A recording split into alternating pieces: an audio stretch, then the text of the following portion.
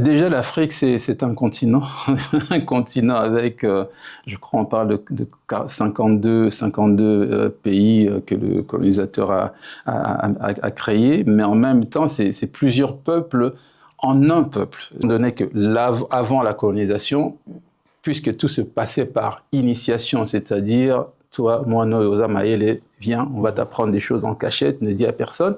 60. Ça parle des démarches qu'il y a eu pour aboutir à l'indépendance du Congo. On évoque en termes de territorialité, une grande partie du Rwanda et du Burundi faisait partie du Congo, parce que de ce côté-là, on doit quand même reconnaître le travail minutieux et de grande qualité que le colonisateur avait fait. Le Belge avait répertorié les langues, les coutumes, enfin ce que l'on appelait les tribus et les ethnies. Ils viennent la plupart par rapport au Nil, donc ce sont des gens qui ont suivi le Nil pour descendre. Donc lorsqu'on les voit, la partie Tutsi qui est un peuple nomade, vu que c'est un peuple pasteur, il fait l'élevage, il faut aller là où il y a à manger pour les animaux. Sauf que Paul Omami Chivamba, lui, il avait écrit son premier livre, on peut peut-être ouvrir ici, son premier livre qui a été primé.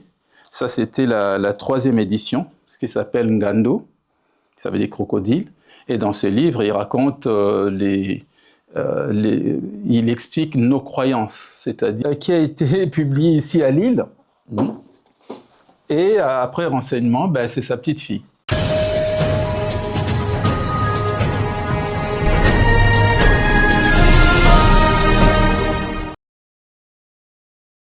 Bonjour à tous, bonsoir, tout dépend du vous me regardez. Bienvenue à notre émission à cœur ouvert, présentée par le Père, bien évidemment, ça bouge pas. Bienvenue dans notre émission à cœur ouvert. Ici, c'est le Père. Donc, avant de commencer, vous savez tous très bien la procédure, donc toujours très simple. SDJ Studio, le silence des justes studios, c'est notre chaîne YouTube. Allez vous abonner, likez, donnez la force, partagez. Et encore un gros big up aux abonnés qui s'abonnent, qui donnent la force, qui partagent. Gros big up à vous les abonnés qui sont déjà abonnés. Donc, donnez toujours la force, continuez, on partage et ça bouge pas. Avant de continuer, je vais faire une grosse dédicace à mon équipe de production, ça bouge pas, c'est Mène Roland la prod, l'ingénieur incompris. Voilà, la qualité que vous voyez là, la qualité numérique, 4K, tout ce qu'il y a, pixels, tout ça. Tout dépend de ta télé, bien sûr. Si t'as une vieille télé, tu la verras pas. Mais bon, ça, après, je suis pour rien. En tout cas, Samuel Roland, ça bouge pas. Mathieu Budikebe, là, lui, c'est le relationnel client. Lui, je l'appelle l'œil. Il est là, il supervise tout ça. Mathieu Budikebe, là, ça bouge pas. Amine B, le modificateur. Donc, tout ce qui est petit problème de montage. Donc, quand il y a un truc qui est pas bien droit, lui, il vient, il modifie, il remet ça dans les lignes. Et KJS, lui, c'est la relève. Donc, on a des émissions qui vont venir un peu plus tard. Donc, KJS, c'est le futur. Donc, je vous en parlerai avec le temps. Donc, avant de continuer, je veux aussi passer une grosse dédicace à Upgrade. C'est une asso qui nous accompagne, donc qui œuvre en matière de sport et santé, surtout santé mentale. Donc, vous avez des problèmes de cœur, ça va pas, ou chagrin d'amour, dépression, ou professionnel, ça va pas, il y a un truc qui va pas. Upgrade, vous les appelez, et ils travaillent avec des infirmières en santé mentale et des psychologues. Donc, Upgrade. N'hésitez pas. Vous avez pris du poids, ces derniers temps, ça va pas, une petite dépression, mais d'ordre physique.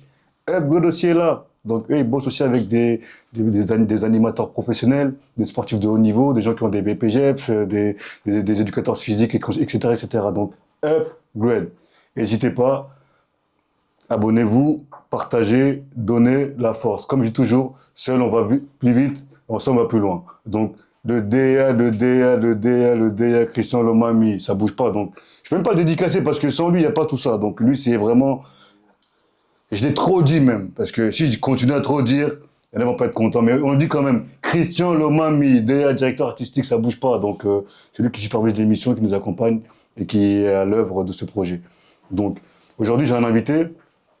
Comme d'habitude, moi, mes invités, c'est toujours de la qualité. Donc, nous, on privilégie la qualité à la quantité. Donc, vous pouvez être 100, 200, on s'en fout. Nous, c'est d'abord la qualité. La qualité. On va parler un peu littérature aujourd'hui. Donc, avant d'arriver à lui, je vais encore faire une grosse dédicace à mon vieux Jacques Dulonga à Dallas. Donc, grâce à lui qui nous habille de temps en temps avec la marque Effort. Donc aujourd'hui, malheureusement, j'ai pas mis, mais il y a des émissions où je mets sa marque. Donc c'est lui qui nous habille, qui nous donne la force et qui nous accompagne. Donc c'est un partenaire aussi au même titre que Upgrade. Donc Effort, Effort, tapez sur Internet, Google, la marque Effort. Comme je dis toujours, seul on va plus vite, mais ensemble on va plus loin. Sans plus tarder, j'ai passé à mon invité. Je ne vais pas vous le présenter parce que vous le connaissez déjà. Il va se présenter lui-même en 2-3 mots et après on va passer au sujet du jour. Donc voilà. Mon invité du jour, bonjour. Salut le père. Ouais. Pouvez vous représenter pour ceux qui ne vous ont pas vu dans la précédente émission? Voilà, je suis Joseph avec un parcours atypique. Ah ben tiens, à propos de ça, j'ai suivi une de vos émissions avec une dame super intéressante, je crois qu'elle était dans le service social. Et elle a nourri mon imagination ou mon imaginaire parce que c'est vraiment une battante et je souhaiterais vraiment que la jeunesse puisse s'inspirer d'elle parce que c'est une personne qui dit tant que je suis debout, je continue de marcher et si je tombe, je me relève. Ça, c'est parfait. Donc j'ai eu un peu un parcours similaire, bien qu'il y ait une grande différence d'âge. J'ai plus de 60 ans, donc moi j'ai connu l'époque de Mobutu et c'était une époque... d'aucuns disent bénie, d'autres non, mais moi je peux dire que c'est une époque bénie parce que c'était une époque avec beaucoup d'opportunités. Et très tôt déjà, au niveau du bac, on pouvait être très utile selon les, comment on appelle ça, les capacités qu'on montrait et on avait des facilités à être orienté pour trouver finalement, en fait, on nous prenait assez facilement en main pour nous orienter là où on pouvait s'épanouir. Contrairement à votre invité de l'autre émission qui a dû se battre toute seule sur le terrain pour arriver finalement à sa destination. Donc, partant de ça,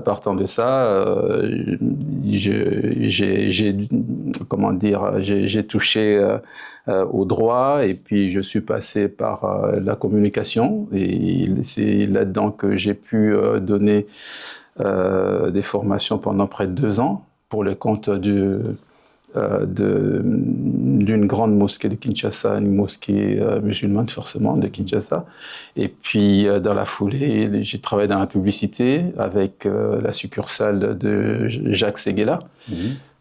Ça s'appelait l'Intas Impact. Et puis Bralima m'a récupéré, orienté vers une société avec Sylvie Ferlet-Cobel Show. Après ça, on a fait des émissions avec des artistes. Ça s'appelait Top 5. On avait des enfants et puis il y avait un artiste. C'était vraiment des bons moments. On a fait aussi une série de téléfilms, Julien Goy. Oh. Moi, j'étais le bras droit, donc tout ce qui se faisait, c'était préparé avec moi. Et puis, c'est moi qui m'occupais de faire tourner tout ça. Et après, j'ai lancé mon émission, c'était plus un magazine, qui permettait de rencontrer des anciennes stars du sport. Okay. Et c'était très documenté, très fouillé. C'est une émission qui m'a échappé parce qu'au bout de 3 diffusions, c'est fini. C'était devenu, comme on appelait ça à Kinshasa, c'est devenu le couvre-feu. Et pourquoi c'était comme ça? Parce que dès que ça passait, tout le monde regardait la télé. Ah, ok. Et le jour où ça m'a surpris, c'était que je me promenais avec mon épouse.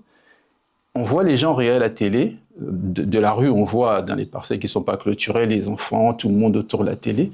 Je me vois en train de parler, je passe, personne ne me calcule. Oh. C'était assez étonnant. C'est souvent comme ça. Ça m'avait complètement échappé. C'est là que j'ai compris quand on trouve sa passion, les gens vous le rendent bien, surtout. On sent ce côté sincère que vous avez à faire votre travail. Et puis il y a eu le départ de Mobutu et dans la foulée, j'ai été récupéré, comment on appelle ça, repêché par une grosse entreprise multinationale. Et là, j'ai géré le département communication, publicité. Et le grand coup, c'était un clip qu'on a fait avec Werason et qui a marché en moins d'1 semaine. Tout le monde connaissait le texte que moi j'avais écrit et que Wer avait amélioré pour le rendre chantant. Tout le monde connaissait le texte, moi je ne connaissais pas. Oh. Et pourtant j'ai suivi le montage, c'est moi qui ai écrit. Il y a des choses comme ça, quand c'est le moment, et ça impacte. Et me retrouvant ici, je suis dans le secteur de la santé mentale. Mais avant d'y arriver, je suis passé par la médecine légale et puis santé mentale et jusqu'à aujourd'hui. Et c'est vraiment interpellant. Ça appelle à la modestie. Voilà. J'espère que j'ai pas été trop long. En fait, aujourd'hui, on vous reçoit dans un cadre dans un cadre pour la littérature, en fait, en gros. Oui. Et on voulait voir un peu avec vous, parce que souvent, ce qu'on entend, c'est que les hommes africains ou les Africains n'ont pas écrit ou n'ont pas laissé des traces écrites. Donc, on voulait en savoir un peu plus avec vous parce que vous êtes quelqu'un qui vous lisez beaucoup. Donc, vous êtes vraiment bien renseigné. Vous avez été journaliste, donc vous avez beaucoup de références là-dessus. Donc, pour nous, aujourd'hui, c'est un privilège de vous avoir et de vous entendre, de voir un peu quel type de livre vous pouvez nous proposer et quel type d'auteur connu ou que nous, on connaît pas forcément vous pouvez mettre en avant. Donc, pour nous, c'est vraiment un privilège de vous avoir aujourd'hui pour parler littérature. Donc, c'est chez vous, c'est vos tribunes. Quand vous voulez, on peut démarrer. Donc, si vous avez un premier auteur, nous, on est là, on vous écoute. Ouais, comme merci. Comme pour toute chose, je voudrais planter le décor avec une petite introduction pour dire que toute culture a son mode de communication, son mode de transmission. Et l'écriture a plusieurs formes, mais malheureusement, comme l'histoire est écrite par ceux qui dominent, ceux qui contrôlent, les vainqueurs en fait, le vainqueur impose sa vision des choses et quand ça ne correspond pas, forcément, vous êtes mis de côté et on a beau le déplorer, mais le monde a toujours fonctionné comme ça. Mais n'en déplaise à ceux qui disent, qui voient les choses de cette façon-là, l'Afrique a toujours eu l'écriture, mais le colonisateur, de manière générale, a fait taire cette écriture pour imposer la sienne parce qu'il avait besoin de contrôler la population pour des besoins économiques principalement, tout en sachant aussi que tout ce qui était local était considéré comme comment on appelle ça, un comportement de crédulité, c'était comme du fétichisme, il n'y avait rien de consistant, parce que le but c'était d'imposer sa culture, sa vision des choses pour amadouer le peuple et ensuite le conduire dans la direction qui l'intéressait, en l'occurrence l'exploitation de l'homme, des terres, des richesses, ainsi de suite, pour enrichir son pays, le pays d'origine, enfin, comme on appelle la métropole, pour enrichir la métropole. Donc, ceci étant, j'ai voulu me concentrer sur le Congo, simplement pour la bonne raison que lorsque je suis arrivé en France il y a une vingtaine d'années, j'ai manqué d'arguments en face de mon ancienne prof de français parce que j'ai dû repasser mon bac pour repartir. Ah ouais, carrément. Bah oui, carrément, pour repartir dans le système d'ici.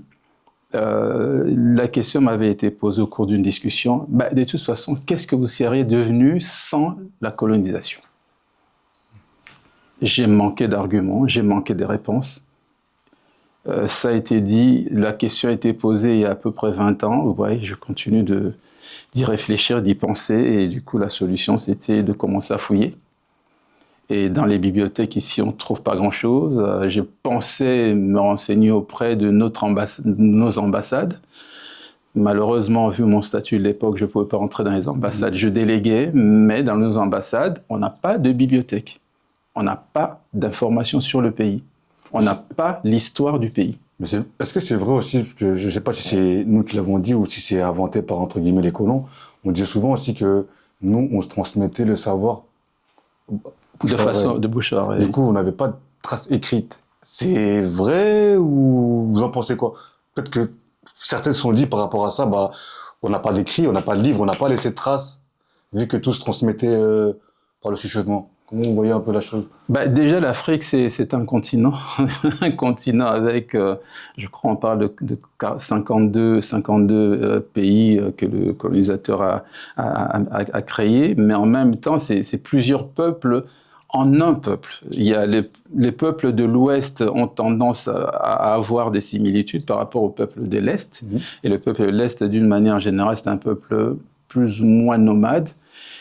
On m'a dit que c'était lié à l'invasion du nord de l'Afrique par le peuple arabique et donc l'invasion de l'Égypte a fait que les Soudanais qui occupaient l'Égypte et le Soudan, ça ne faisait qu'un, les Soudanais noirs sont descendus et puis le peuple arabique s'est installé au niveau de l'Égypte avec ce mélange qui s'est installé, qui s'est poursuivi. Et donc, l'Éthiopie étant le seul pays qui n'a pas été colonisé, tous les autres ont été bousculés. Donc, ce côté-là, il y a eu beaucoup de mouvements. Mais du côté ouest, avec l'arrivée de la France, qui était assez précoce, a fait que ça s'est vite figé avec les États dessinés et le peuple a été stabilisé. On a ces peuples qui ont leur culture, leur mode de communication, leur mode de transmission, mais ce que j'ai compris dans mes lectures, c'est que, étant donné que l'arrivée du colon était considérée comme une agression, à juste titre, parce qu'on le verra même plus tard, les chefs des tribus étaient maltraités, étaient ramenés à zéro alors que le peuple local les vénérait, ainsi de suite. Nos croyances étaient bannies, nos rituels étaient considérés comme, comme on disait à l'époque, de la sauvagerie. Nos langues que nous apprécions étaient considérées comme des dialectes. Nos groupes de peuples, on parlait des tribus et des ethnies. Et quand je suis arrivé ici, j'ai posé la question, bon, dans le Nord, c'est quoi vos tribus? Le prof qui nous donnait cours de problèmes du monde moderne, c'était à Lille 3.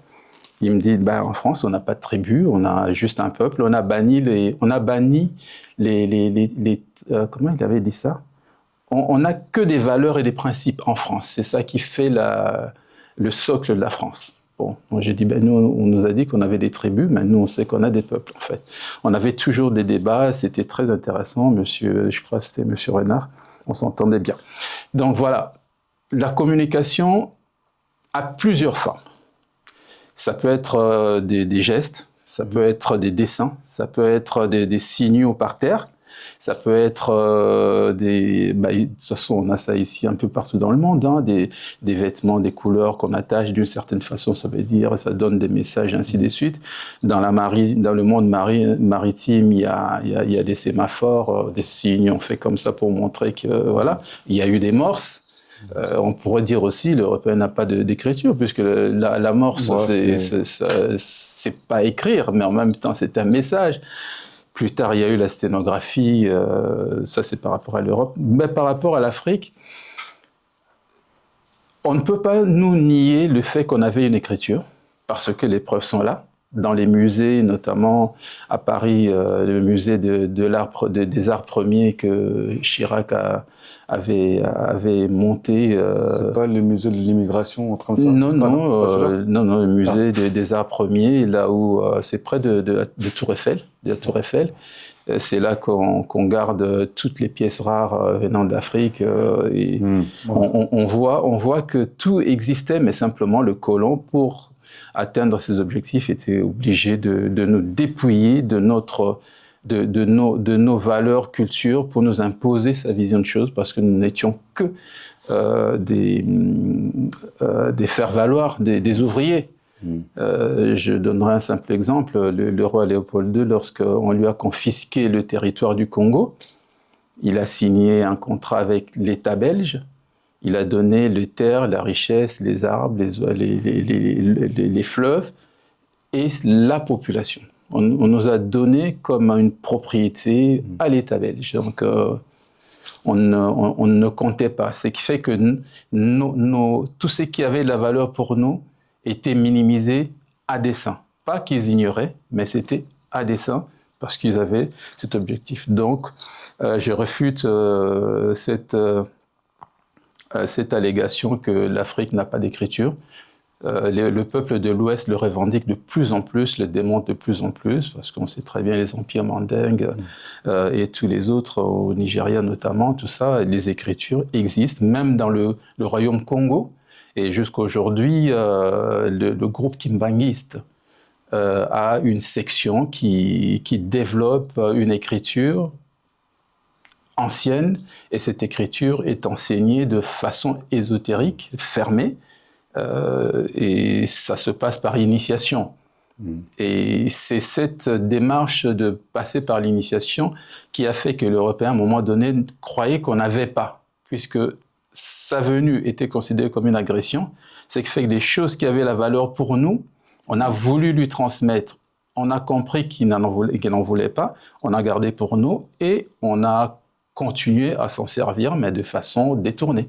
Il n'y a pas de trucs qui ont été détruits ou cachés Détruits, non, mais cachés, oui. Okay.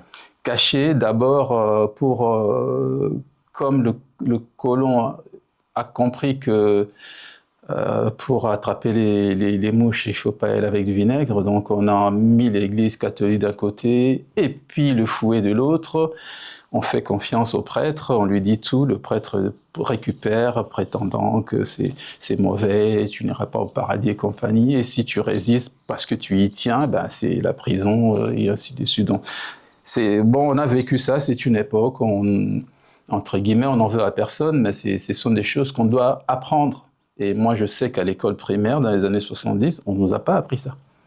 Ni l'esclavage, ni les affres de la colonisation. Et ce que j'en sais, c'est par mon père qui a connu les affres de la colonisation jusqu'à risquer sa vie parce que c'était une forte tête, protégé par Père Raphaël. Il tenait à faire entendre sa façon de penser, ça ne plaisait pas. Et donc c'est par lui que j'ai appris un maximum de choses, mais ça restait lacunaire et avec l'âge qui passe, on a un peu plus de temps, on prend du recul. Et cette question-là, qu'est-ce que vous serez devenu sans la colonisation? Et ça m'a interpellé et je me suis lancé dans les démarches auprès des consulats. Il n'y a pas, je n'ai rien trouvé, j'ai pas eu de réponse, mais je suis passé maintenant dans mes recherches personnelles et je suis tombé sur beaucoup de livres et je continue d'en recevoir à partir d'Emmaüs. Belgique. Il y a une ville en Belgique qui m'appelle de temps en temps pour me dire qu'il y a des livres sur le Congo et ben, je vais me procurer. C'est que fait que souvent, c'est des pièces rares. Voilà.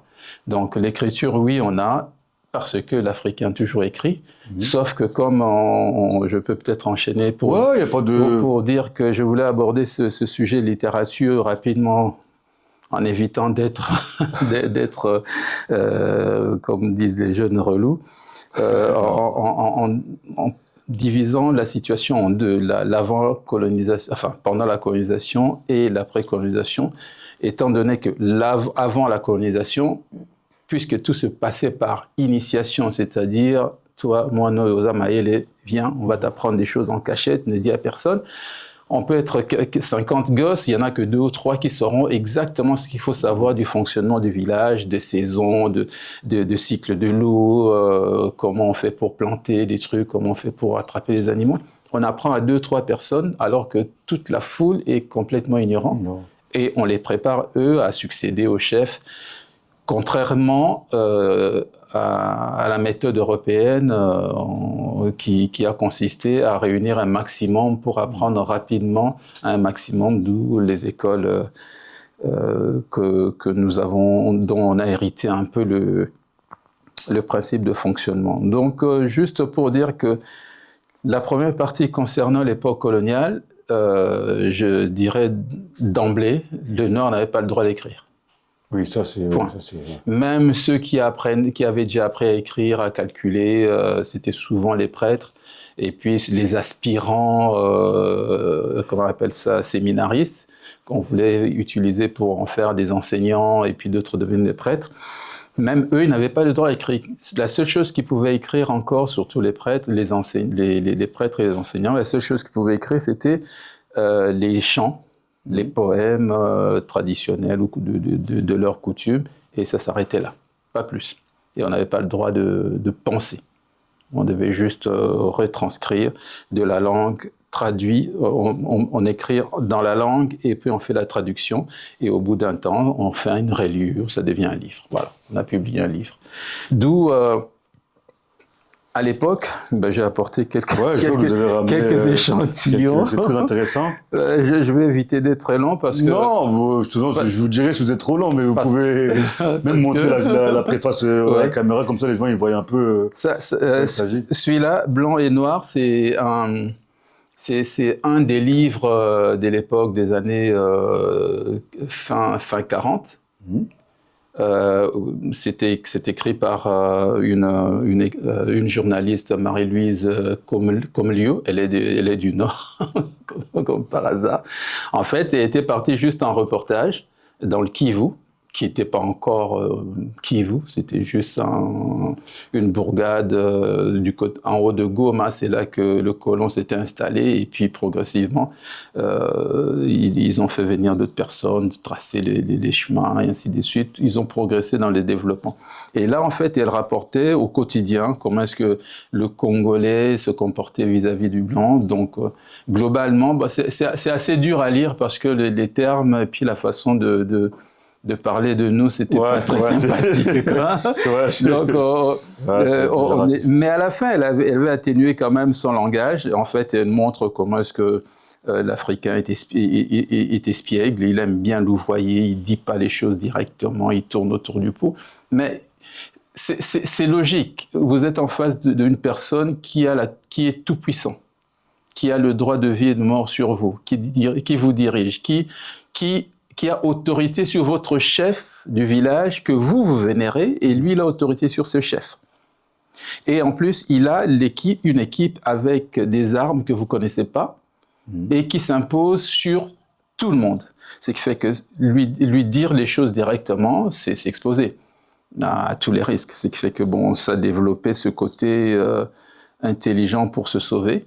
Et dans ce livre, donc c'est un des livres de l'époque où le Congolais ne pouvait pas encore écrire. Et ça, j'ai trouvé, c'est une édition originale. Ça se voit qu'il est authentique. C'est vraiment une chance que je sois tombé là-dessus. C'est vraiment avec les vraies pages à l'ancienne, vraiment Et il fallait couper le livre pour commencer à le lire. C'est comme ça qu'on disait il faut couper le livre parce qu'il était neuf. Et donc, la littérature se divise en deux, pendant la colonisation et après. Et donc, dans cette période de l'avant la colonisation, on parle de 1886 jusqu'à 1920. Et à cette époque-là, on faisait venir surtout les journalistes belges. Il y avait des Français, des Anglais aussi qui venaient, mais eux, ils venaient en curieux pour voir c'est quoi cette propriété privée. Mais les Belges, eux, ils voulaient renvoyer une belle image de la colonie, même s'il y avait des atrocités. C'était déjà la guerre des ondes à l'époque qui commençait. Et la littérature à l'époque, c'était principalement pour montrer le côté bienfaiteur de la colonisation. Et ensuite, on est entré dans la période 1920-1940. Et cette période-là, c'était déjà la période de la Première Guerre mondiale. Et après cette période, la colonie belge a commencé à bouillonner parce que l'Africain qui était obligé de vénérer le colon, qui ne connaissait rien à la culture européenne, a été associé à la Première Guerre mondiale. Donc l'Africain a vu l'Européen pleurer, l'Européen mourir. Ça l'a choqué un peu. Il a eu des contacts intimes avec les femmes européennes, des prostituées. Il a vécu dans les maisons européennes. Quand il est rentré, il dit mais finalement ils sont pas meilleurs que nous, ils ne valent pas plus que nous. Donc de bouche à oreille, ça se répand comme ça marche dans nos villages et là, ça commence à s'écouer et la politique qui a été développée entre 1920 et 1940, c'était une politique de répression pour amener la population à se calmer. L'Église est devenue plus répressive, l'administration coloniale encore un peu plus. Il y a déjà des livres qui en parlent. Le premier administrateur, M. Reikmans, qui a écrit 2 livres, Barabara, ça veut dire la rue, Balabala, apparemment c'est l'arabe. Et puis son deuxième livre, c'était Imposer pour soumettre. Et dans le premier livre, il parlait du développement, de la vision du développement que le roi avait pour le Congo.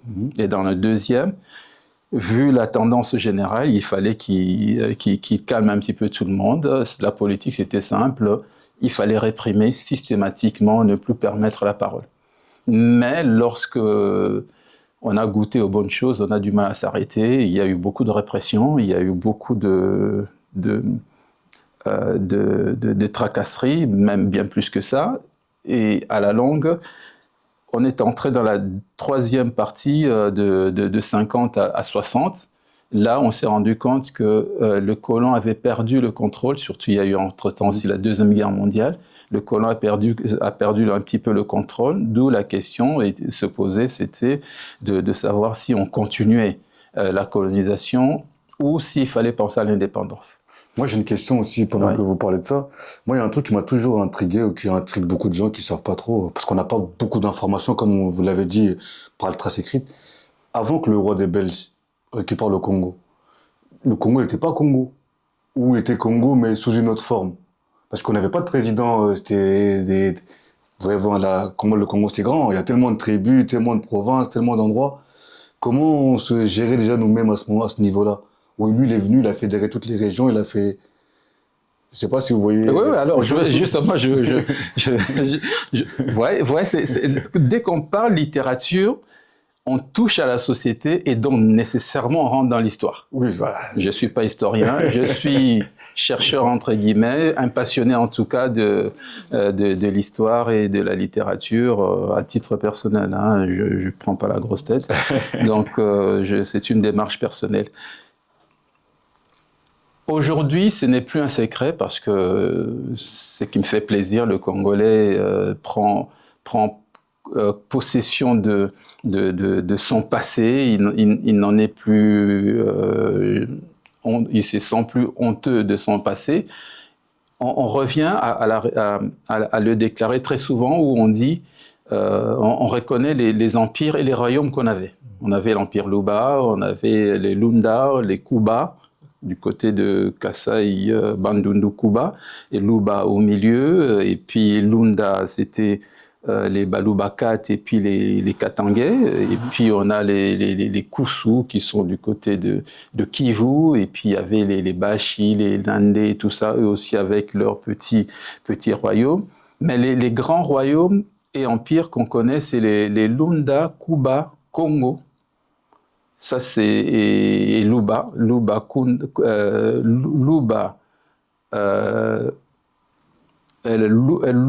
Lunda, Kuba et Congo. Ça, ce sont les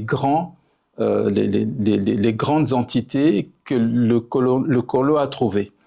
Et l'empire Congo, ça va jusqu'en Angola et une partie de l'Afrique du Sud. Et ça va au Congo-Brazzaville. Et ensuite, au Congo-Brazzaville, on a aussi l'empire Pende, Kuba, Bandundu, qui traverse le fleuve. C'était plus un fleuve qui devait appartenir au Congo belge, mais pour des accords politiques, ils en ont fait une frontière, alors qu'avant, c'était incorporé. Ce qui fait que... Est-ce que vous saviez que l'ancien président du Gabon, Omar Bongo, on disait qu'il était congolais du Congo, Kinshasa, et qu'il parlait lingala. Ah, je sais pas. Et une de ses filles était mariée à l'enfant de Sassou Nguesso. Et Sassou Nguesso, le président du Congo-Brazzaville, a un frère. À l'époque de la conférence nationale au Congo, souverain national, c'était en 90, il avait un frère qui est du Bandundu et qui était député à l'époque. Donc, vous voyez, c'est l'Européen qui est venu tout découper. Ouais, c'était coupé. Ouais. J'ai des amis du Katanga, son oncle, tante habitent en face, en Zambie. Mais du coup, ça peut créer confusion parce que, vous voyez, actuellement, avec ce qu'on vit maintenant, certains Rwandais disent que le Nord Kivu et le Sud Kivu leur appartenaient et c'était mal découpé. On va y arriver, justement, il y a un petit clin d'œil là-dessus, on va y arriver. Du côté de l'Angola jusqu'aujourd'hui, dans le Bandundu, du côté de Kafufu, tout ça, il y a toujours des petits remue-ménages parce que la frontière n'est pas toujours très nette. Je sais vers 2000 ou 2002, il y avait une commission pour refixer les bornes. Mais par contre, au niveau du Kivu, ce que j'ai lu dans... je sais, ce n'est pas dans la bataille... Je crois que c'est dans ce livre... 1958-60, ça parle des démarches qu'il y a eu pour aboutir à l'indépendance du Congo. On évoque en termes de territorialité, une grande partie du Rwanda et du Burundi faisait partie du Congo, bien qu'au départ, c'était des territoires de colonies anglaises et puis allemandes, et lorsque l'Allemagne, on lui a confisqué ces territoires après la Première Guerre mondiale, on a confié le Burundi et le Rwanda au Congo belge. Ce qui fait que jusque dans les années 77-18, en Belgique, les documents stipulaient Zaïre, bon, c'était Congo belge, Rwanda, Burundi, ça faisait un tout. Donc il n'y avait pas de pays, c'était pas le pays Rwanda, Burundi en tant que tel. Les territoires existaient. Oui, les territoires existaient, mais je veux dire, un président, mais c'était vraiment le Congo qui était à la base. Enfin, on était censé les gérer, on va dire ça. Oui, à l'époque de la colonie, il n'y avait pas de président. Okay. Ni au Congo, on avait vraiment des grands... C'était sous l'administration de l'administration coloniale belge, et ces deux territoires faisaient partie du Congo. Okay. Et ce n'est que plus tard qu'on leur a restitué ces terres. Et même quand les Allemands étaient là, le roi Léopold II était propriétaire d'une grande partie de ces territoires de Burundi et du Rwanda qui faisaient partie du Congo. Même on parle de Tiangungu qui est juste en face de Goma, ça faisait partie de Goma. Et donc, ils ont fait des négociations pour permettre aussi aux autres territoires de bénéficier des lacs. Et on a juste pris la chaîne de montagne de Rwenzori. On a fait juste cette ligne de montagne qui va jusqu'à Uvira. On l'a utilisé pour en faire une frontière. Mais au départ, le Rwanda, le Burundi, traditionnellement ou historiquement, faisait partie du Congo. Je sais que ça va faire jaser, mais l'histoire était tue. Moi, j'ai fait 6-7 mois du côté de Rwanda dans le cas de CPGL. On était chez nous à l'époque. Hein. Pourtant, les années 88. Les Burundais, les Rwandais, sur le plan physique, par rapport aux Congolais, on va dire le reste, il y a quand même des différences. Oui, étant donné pourtant, un Rwandais et un Burundais, c'est des cousins, entre guillemets. Parce qu'ils ont la même... voilà, c'est le même peuple, on va dire ça comme ça. Mais le Congolais, il est un peu différent. Je ne sais pas si... nous sommes déjà, comme le Belge avait repéré à l'époque, parce que de ce côté-là, on doit quand même reconnaître le travail minutieux et de grande qualité que le colonisateur avait fait. Le Belge avait répertorié les langues, les coutumes, enfin ce que l'on appelait les tribus et les ethnies, ensuite les territoires qu'on définissait, mais dans tout ça, c'était hors du Rwanda et Burundi, même si au départ la frontière faisait que ces gens-là étaient plus ou moins incorporés, mais ils n'étaient pas reconnus. Okay. Ils n'étaient pas reconnus comme tels, mais entre-temps, plus tard, on les a appelés avec une autre terminologie, mais ceux qui avaient ces terminologies-là, on parlait des Intorés, et ça, je me souviens, on a grandi avec ça, mais on savait qu'ils n'étaient pas de chez nous. Mais quand les gens disent les Nilotiques ou un truc Nilotiques, ils viennent la plupart par rapport au Nil. Donc, ce sont des gens qui ont suivi le Nil pour descendre. Donc, lorsqu'on les voit, la partie Tutsi qui est un peuple nomade, vu que c'est un peuple pasteur, il fait l'élevage, il faut aller là où il y a à manger pour les animaux, et ce sont des gens qui viennent de l'Éthiopie, Somalie, Érythrée. Physiquement, ça se voit qu'ils ont et Soudan, ils descendent. C'est ça que je voulais vraiment. Ils descendent jusqu'à plus ou moins Kenya, c'est là que ça s'est arrêté. Voilà. En Tanzanie, on en voit un petit peu, mais ils sont beaucoup moins. Mais on voit que c'est pas moi qui le dis, mais c'est sur les faits qui établissent. Ils sont pas de là, parce que les propriétaires terriens, c'était ceux qu'on appelait les Hutus, et même le peuple premier, c'était les Twa, les Pygmées, qui allaient de l'est à l'ouest et qui sont au Gabon, au Congo, au Kinshasa, Congo, Brazzaville. Aussi au Rwanda, les Twa aussi. Ah oui, justement, c'est le troisième peuple qui est minoritaire, parce que bon, voilà. Le pays n'est pas très favorable à leur présence. Ça, c'est encore un autre débat. Et donc, on a toujours eu des peuples bien installés et ces peuples ont subi les morcellements. Étant donné qu'on ne tenait pas compte de leur point de vue, le colonisateur, avec ses géomètres, ses topographes, s'amusait à déterminer les choses selon ce qui les arrangeait, selon leurs connaissances, puisqu'ils avaient quand même au moins 2 siècles un siècle au moins de connaissances de la science. Donc, ils nous ont imposé leur vision des choses en découpant, d'où on se retrouve avec les cousins qui sont d'ailleurs. Et il y a d'ailleurs une petite vidéo qui parle de ça, je crois, c'est par rapport au Ghana et à un autre pays. Il y a un homme qui s'arrête en plein champ dans le désert, il dit, ben voilà, vous voyez la borne, là je suis dans tel pays, je fais un écart, je suis dans un autre. Alors, j'essaie de comprendre si mon cousin est là-bas, il est étranger, il faut un visa pour qu'il rentre. Voilà, ça c'est ce côté un petit peu pervers de la politique coloniale, mais on ne peut plus refaire l'histoire, les choses sont comme ça. Et donc, il n'y avait pas de président, et donc nos peuples ont toujours existé avec des modes de fonctionnement plus ou moins appréciable, mais le colonisateur, avec sa philosophie basée ou transformée par la Grèce antique et puis un peu les Romains et autres, ont voulu tout harmoniser, interdire certaines choses et imposer d'autres. C'est ce qui fait que nous, on ne comprenait pas ce qu'on nous disait.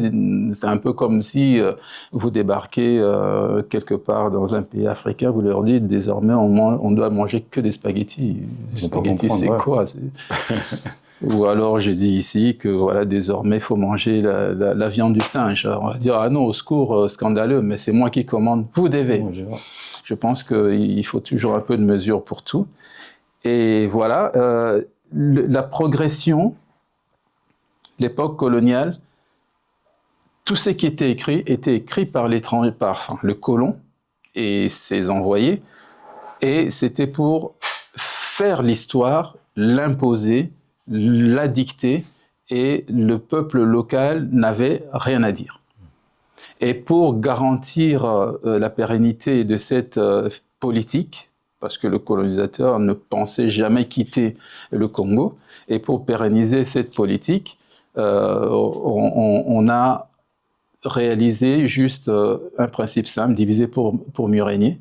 On a créé au niveau de la fonction publique, on a créé un groupe des immatriculés et un groupe des évolués, mais qui ne sont pas 100% fonctionnaires. C'est-à-dire, ils ont le droit de travailler en ville, mais à 18h, ils doivent quitter la ville.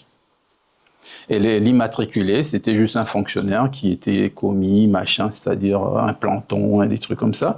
Et l'évolué, il était déjà un peu plus valorisé, c'est-à-dire c'est quelqu'un qu'on estimait qui commençait à se rapprocher des valeurs européennes, qui commençait à apprendre à vivre comme les Européens. Mais c'était un parcours de combattant pour y arriver. Mon père racontait notamment que c'est lui qui faisait cette demande-là.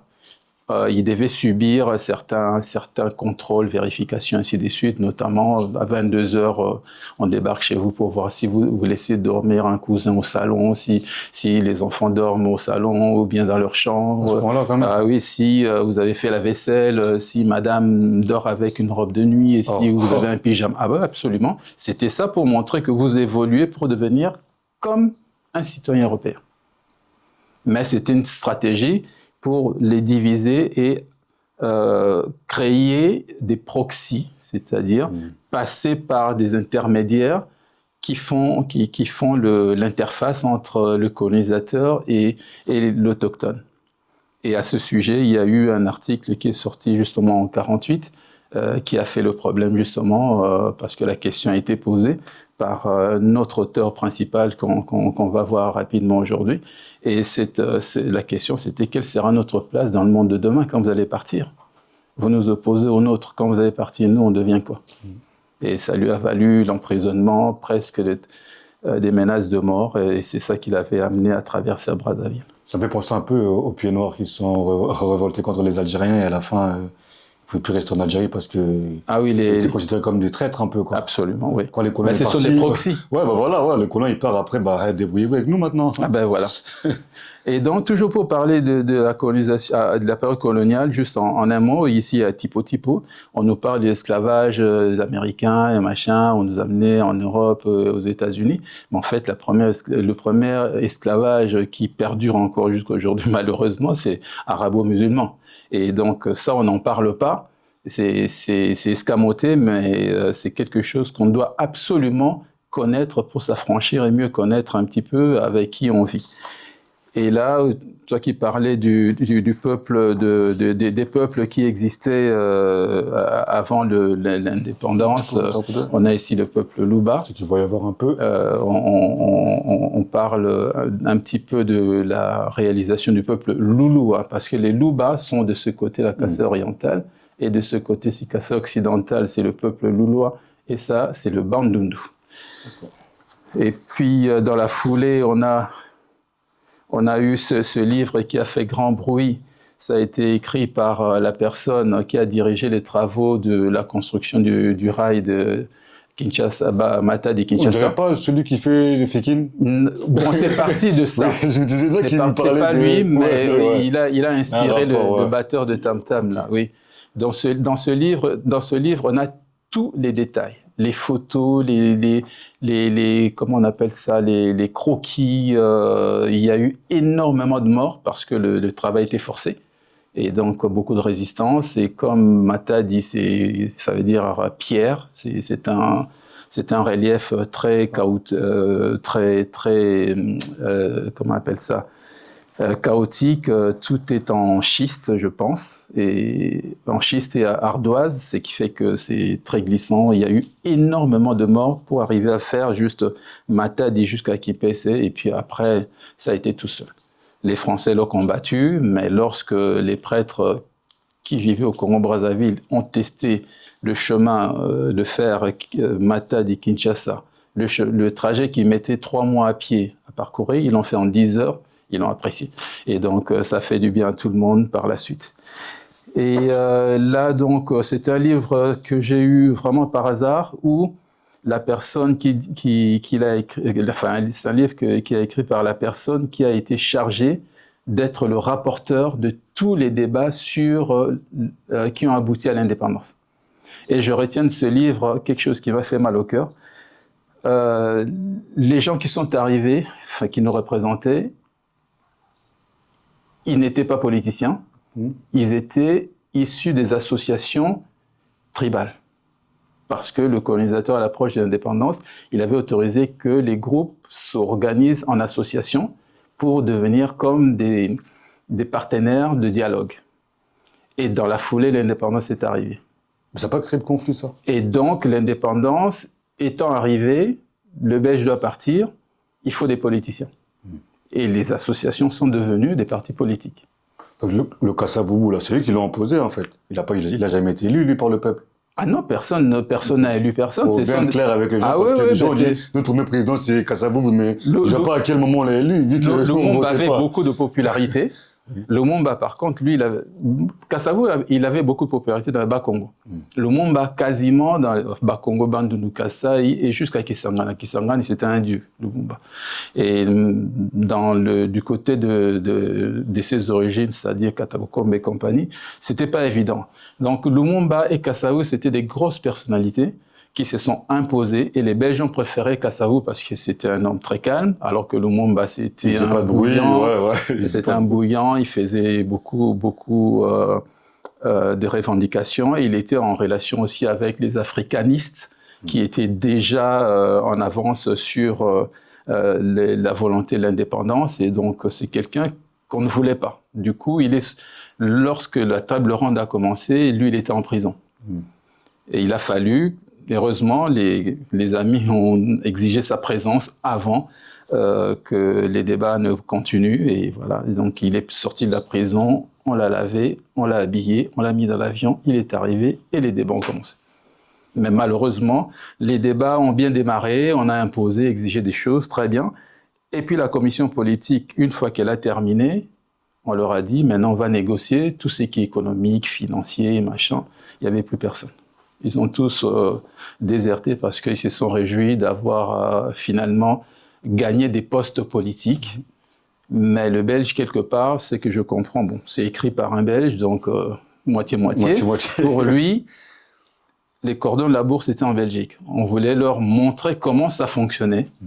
Ils ont l'impression qu'on voulait encore les garder sous contrôle. Du coup, ils ont préféré ne pas participer à cette commission, étant donné qu'ils avaient le pouvoir, donc ils allaient tout organiser de leur façon. Sauf que les proxys existants, vous venez avec votre tendance Bakongo, Kasaï, Kisangani, Équateur, tout ça, Bandundu. Le Belge avait déjà bien développé le Katanga avec l'union minière du Haut-Katanga. Le Belge, grâce à ses proxys, a fait que le Katanga devait se séparer du reste du pays, d'où les problèmes qui ont commencé tout de suite. Alors, voilà, on est obligé de traverser littérature, d'aller dans l'histoire. Et là, parmi la partie coloniale étant passée, pour parler la partie pré-indépendance et puis qui a suivi l'indépendance, on a eu beaucoup d'ambition auprès de ceux qui étaient des anciens séminaristes pour la plupart, ceux qui étaient devenus des enseignants, donc c'était déjà des lettrés, ils avaient des ambitions pour s'exprimer. Ce qui fait qu'il y a eu une liste de 25 écrivains, dramaturges, poètes qui ont été répertoriés comme étant des personnalités majeures qui étaient un petit peu, comment on peut dire, le socle de la littérature congolaise. Et parmi eux, même si c'est contesté, on oppose deux personnes, Paul Omami Tshibamba et Antoine Roger Bolamba. Sauf que Paul Omami Tshibamba, lui, il avait écrit son premier livre, on peut peut-être ouvrir ici, son premier livre qui a été primé. Ça, c'était la 3e édition, ce qui s'appelle Ngando, ça veut dire crocodile. Et dans ce livre, il raconte il explique nos croyances, c'est-à-dire quand le lien de causalité entre ce qui arrive et ce qu'on pense comme origine de la chose. Donc il y a toujours un sorcier qui est à la base ou une parole de malédiction qui est à la base de ce qui nous arrive. Ça, c'était l'édition de... Je regarde, ouais, donc son état. C'est un vrai livre. Ce n'est pas tout neuf. Ça, c'était la photo. Sa photo qu'il avait faite en urgence. Selon les confidences, c'est sa femme. Okay. C'est sa femme qui lui avait acheté ça en urgence pour qu'il allait prendre la photo parce qu'on devait mettre la photo dans le livre. En fait, le livre ici, c'est vraiment une aventure, c'est-à-dire le colon en 48 voulait pour l'exposition coloniale belge montrer que l'œuvre du roi Paul II avançait bien, qu'on avait formé les intellectuels et tout et tout. Et donc on a demandé à ceux qui voulaient d'écrire un livre, mais pas politique, mais qui raconte la société. Et lui, il a pris cet élément-là qu'il a raconté. Il a écrit un peu à la façon science-fiction. Il a exagéré, il a fait la conversation des animaux. En fait, il y a une image qui est simple. En fait, les crocos, pour les personnages qui vivent dans l'eau, les crocos sont comme des avions, en fait, parce que comme des oiseaux. Puisque quand on est au fond de l'eau, le croco, il vole, en fait. Et le bateau, c'est comme un avion, alors que pour nous, le bateau est sur l'eau. Il a fait beaucoup de jeux de mots et le jury a trouvé qu'il avait beaucoup d'imagination et donc il a eu le premier prix. 10 000 francs belges à l'époque, c'était tellement énorme qu'il a été combattu et par l'administrateur, et par la famille, et par les voisins. C'était devenu tout un problème.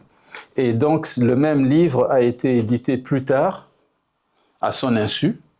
Ah, ils se sont servis de son nom et... Ah non, on a juste repris le livre à son insu, parce qu'entre-temps, il avait continué à écrire, ce qui fait qu'on voit ici à l'intérieur, il y a Faire médicament, Kosala Kisi. En fait, il a juste traduit. Et il a joué sur ce terme parce que ça créait une confusion quand les gens se plaignaient chez l'administrateur. Ah oui, mais lui, il a fait un médicament contre moi pour que je me marie pas ou pour que j'ai pas les enfants. Le colon dit, il a fait un médicament, c'était pas très clair. Il a joué là-dessus. Du coup, pour étoffer ce premier livre, il a continué à écrire, et il a rajouté d'autres histoires. Et ici, la légende de Londema, suzeraine de Mutue Bangomi, en fait, c'était une de ses premières filles. Enfin, il a eu deux filles qui sont mortes coup sur coup. L'une à 6 ans et une autre à 1 an. Dans la même année, du coup, la première s'appelait Madelon. Il a transformé Londema, il en a fait une princesse, vraiment juste pour se souvenir d'elle. Donc, le livre parle de nos valeurs, de nos coutumes, de notre culture, de nos croyances, qu'il veut rendre accessible plutôt que ça reste toujours de bouche à oreille. Au moins, il voulait laisser une trace. Lui, ça lui a porté bonheur. Voilà, d'autres, progressivement, ont fait le suivi. Et il ne s'est pas arrêté là, il a continué à écrire. Il a écrit un autre livre, La récompense de la cruauté. Et dans ce livre, il parle de Kinshasa du départ. Kinshasa, c'était Kitambo, Léo II, et puis une partie de la Gombe, et puis une autre partie de Bandal. Ça s'arrêtait un petit peu là. Il n'y avait pas les Tchang ou tout ça là. Non, et puis il y avait aussi, quand on dit Gombe, on continue vers Kingabwa, et ça tourne aussi jusqu'au Barumbu. Ndolo, Barumbu, Gombe, tout ça, c'était Barumbu, Gombe, Limete, c'était la partie où on mettait on développait les industries, et de l'autre côté, c'était les habitations. Alors là, il y avait une grande forêt, Mongaliema, tout ça c'était encore une forêt. Il y avait soi-disant un monstre là-bas qui faisait peur à tout le monde. Et vous ne connaissez pas, malheureusement, il y a la première église protestante de Kinshasa se trouve derrière en face de Chani Metal, le quartier qui est en face de Chani Metal, à Kinshasa. C'est une toute petite église presbytérienne, je pense. Et à part cette église-là, il n'y avait rien d'autre. Ce qui fait que la population, tous les soirs, entendait des grognements. Et c'était la panique. Et il raconte que la population sollicitait les prêtres pour aller exorciser, mais arrivé sur place, tout le monde a pris peur, panique, tout le monde s'est sauvé. C'était la honte pour l'Église catholique, avec interdiction d'en parler sous peine d'aller en prison, quoi. Jusque-là, tant qu'on... Donc en fait, il a beaucoup écrit ici Ngobila de Moussouata et Miss Tansele. Miss Tansele, c'est en fait administrateur. Okay. On ne savait pas prononcer, du coup. Ouais, c'est... En fait, dans toutes ces histoires, il essayait chaque fois de prendre une situation anormale dans le fonctionnement administratif. Il tourne en dérision, mais en même temps, il dénonce. Et c'était systématique.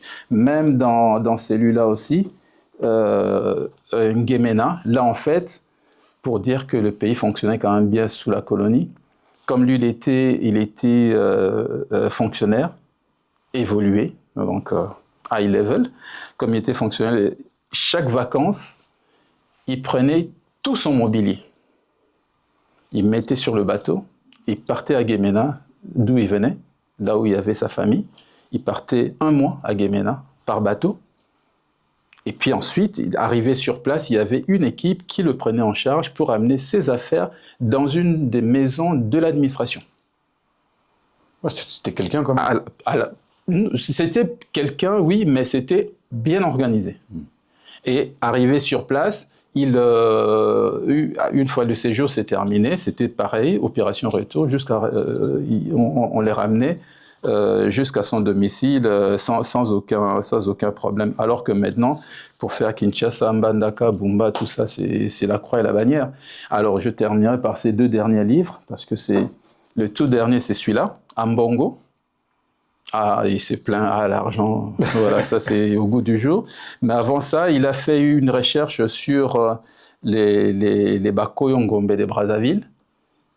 Il est parti des anecdotes, il est parti de tout ce qui se dit sur ce peuple. Et puis, mais il a démontré quand même que la colonisation, comme je disais, est venue casser notre mode de vie, humilier nos chefs, mis à terre nos valeurs, pour nous imposer des choses qu'on ne connaissait pas.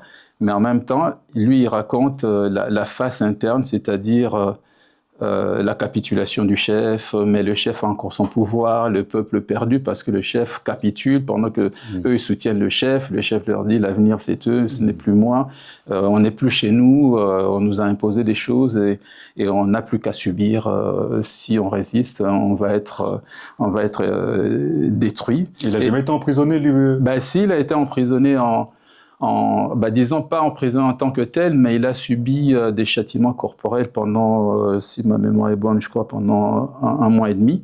Il devait aller tout seul, de lui-même, du côté de la Banque du Zaïre. Il y a à Gombe,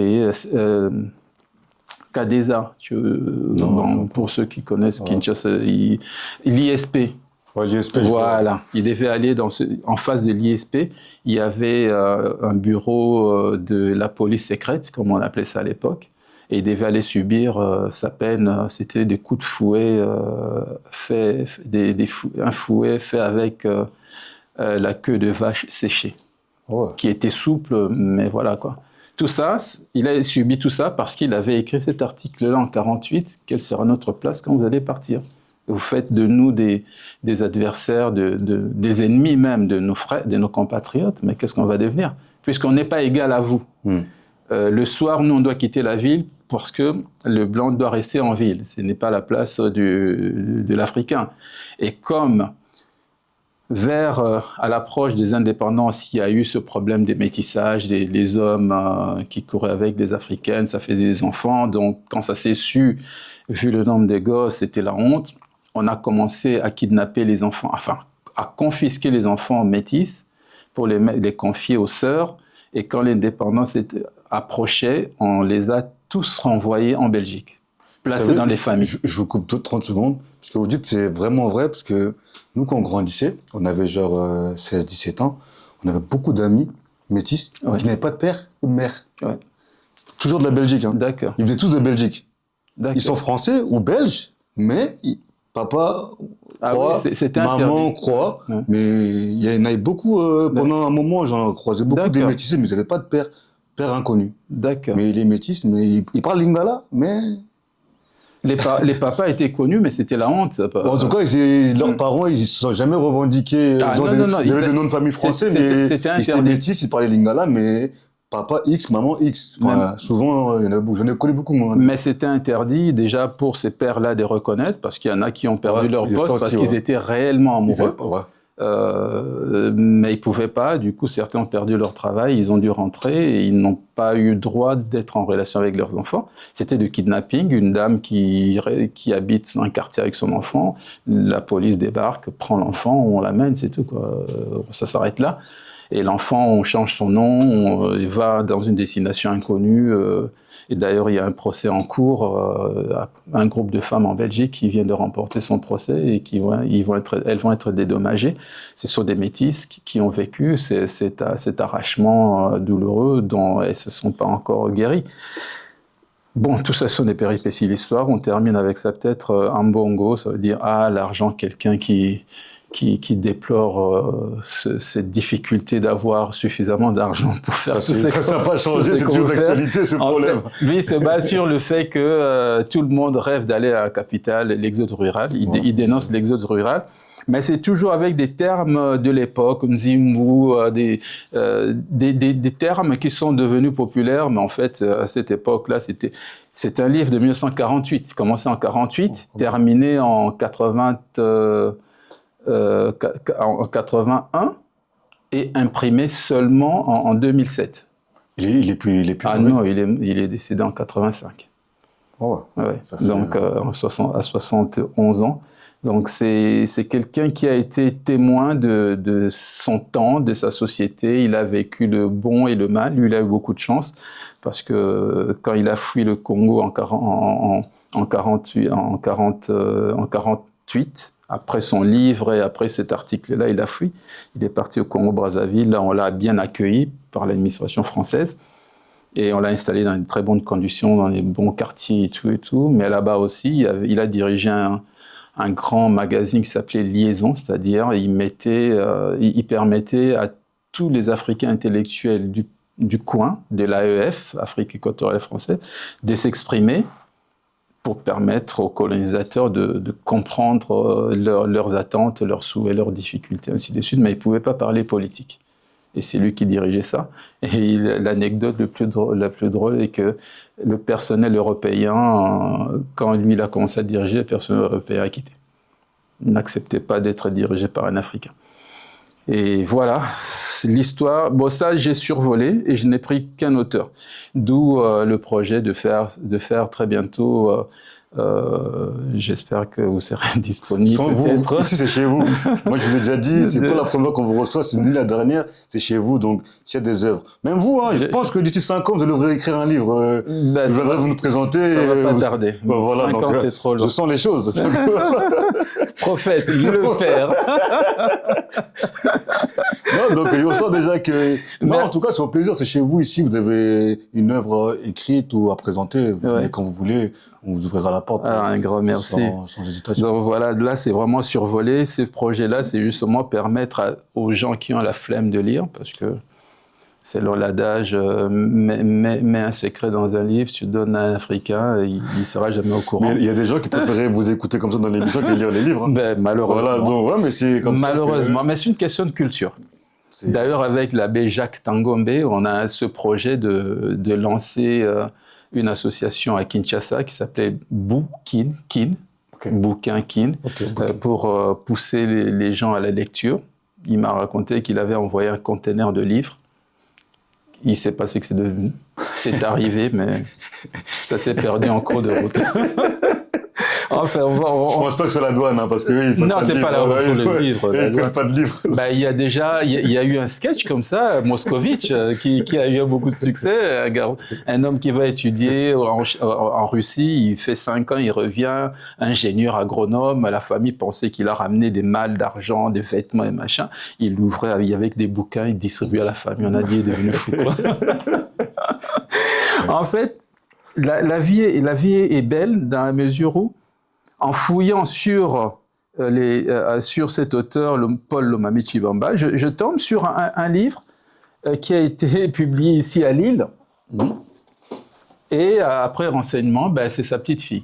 Ah, okay. Je me dis, voilà, c'est parfait, c'est quelqu'un qui se met, c'est Amina Lomami. Vous n'avez pas essayé de rentrer en contact avec elle? Ah si, je suis en contact parce que justement, ça a été dédicacé. Et donc, elle est plus, elle est juriste, elle est plus dans la spiritualité et dans le coaching, Femme au secours de l'humanité, tome 1, ça promet une suite. C'est comme son grand-père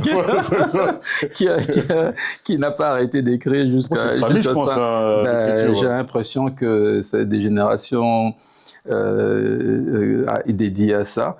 Et dans ce livre, elle a compris le problème majeur de la femme dans la société et surtout la femme africaine qui a déjà ce problème dans sa société d'origine qu'elle ne comprend pas vu que la modernité fait que quand on est du Bas-Congo, on ne sait plus très bien c'est quoi les coutumes, Bandundu, on se mélange. D'ailleurs, nous, on ne fait pas attention, on s'en fout on fait pas attention de qui on fréquente, ni de pourquoi, des origines.